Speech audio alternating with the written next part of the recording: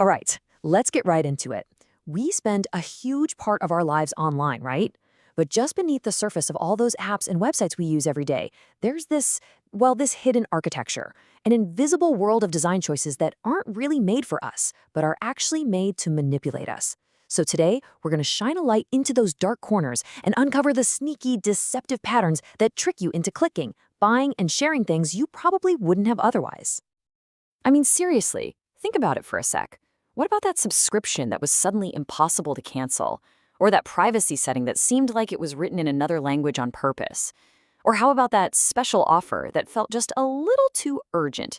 If you've ever had that nagging feeling in your gut that your choice wasn't really truly your own, you are not alone. You have almost definitely been targeted by a deceptive pattern. You're probably thinking this is a joke, right? Nope, this was the actual text on the decline button for a medical app's notifications. I'm not kidding. The choice they're giving you is pretty stark. Either let us spam you with push notifications or, well, you get the picture. This is a tactic called confirmation shaming, and it's one of the most in-your-face examples of these psychological games being played to control our clicks. Okay, so to really wrap our heads around all this, we're going to break it down. First, we'll look at the invisible architecture behind these designs. Then we'll talk about your brain's backdoors, the psychology they're tapping into.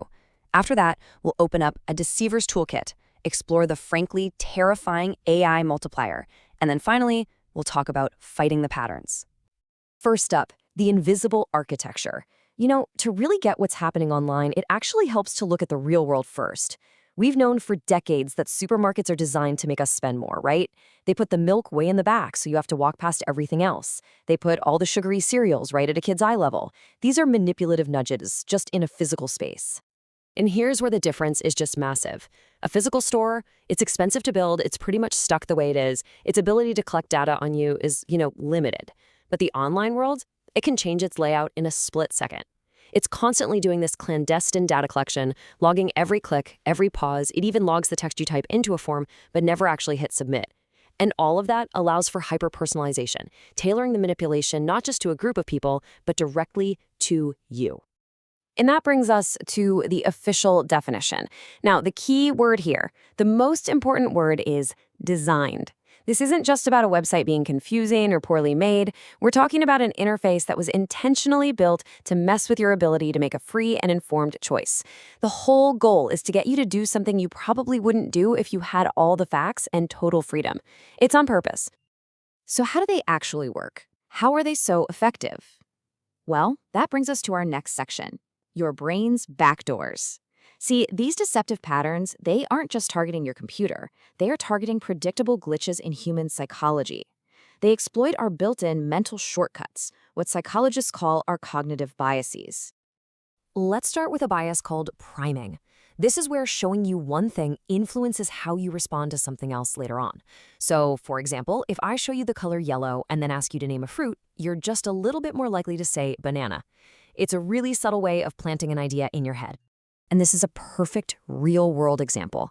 Casey sees a box in the kitchen pantry, right next to the flour and tomato paste. The whole context, the kitchen, primes them to expect food. So even if the box is a little blurry, their brain just fills in the blank and reads soup powder. Now, if that exact same box was in the laundry room, they never would have made that mistake. The context completely changed their perception. Next up is a really, really powerful one, anchoring. Our brains have this weird tendency to latch on to the very first piece of information we get and then use that as a reference point for everything that follows. And this is especially powerful when it comes to numbers and especially price. You see this all the time. Say you're buying a car. The salesperson starts with an absurdly high price. That number is now stuck in your head. It's the anchor.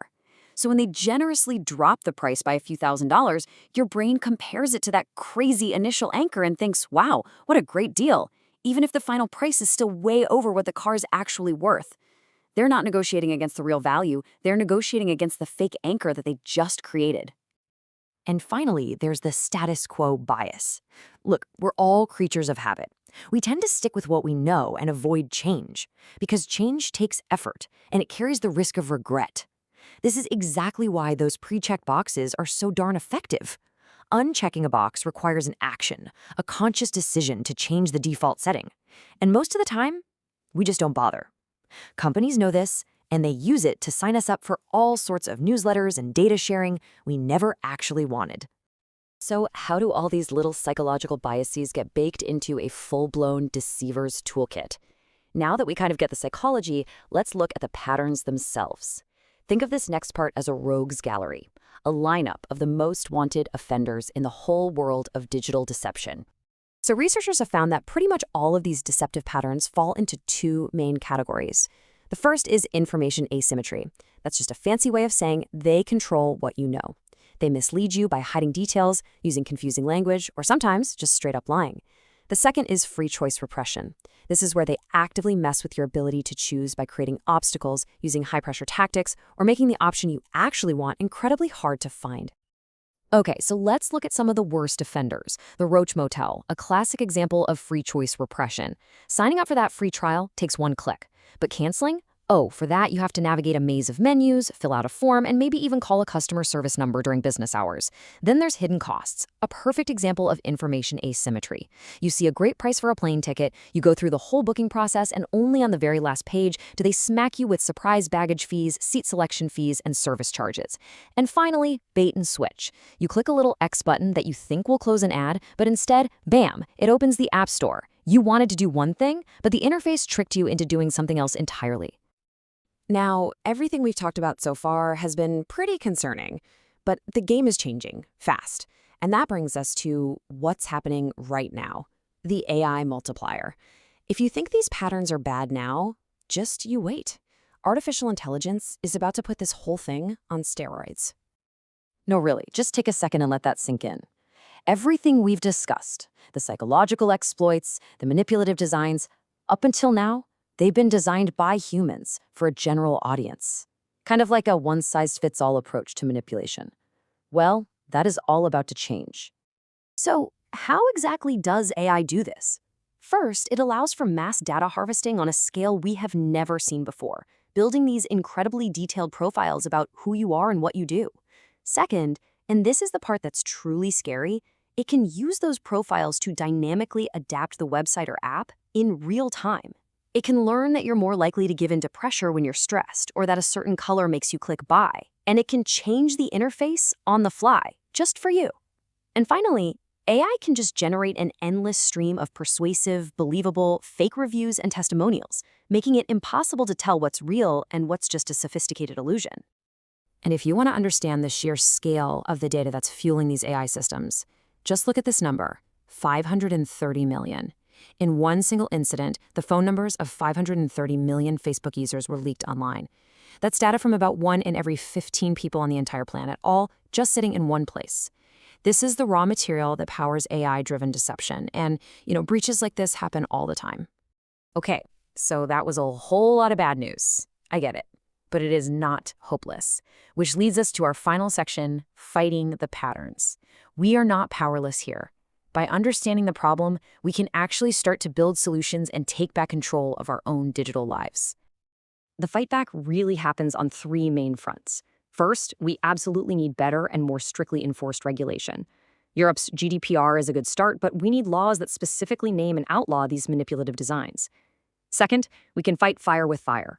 Researchers are actually developing AI-powered tools like browser extensions that can automatically spot and even neutralize these deceptive patterns before you even see them. And third, and this is maybe the most important part, is public awareness. Just by listening to this, you are becoming part of the solution.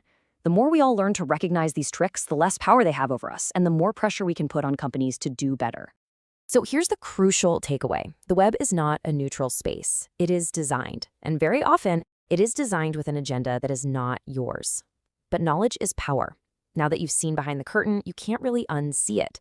So I'll leave you with this question. As you go about your day online, what patterns will you spot? Because the first step to disarming a trap is knowing it's there.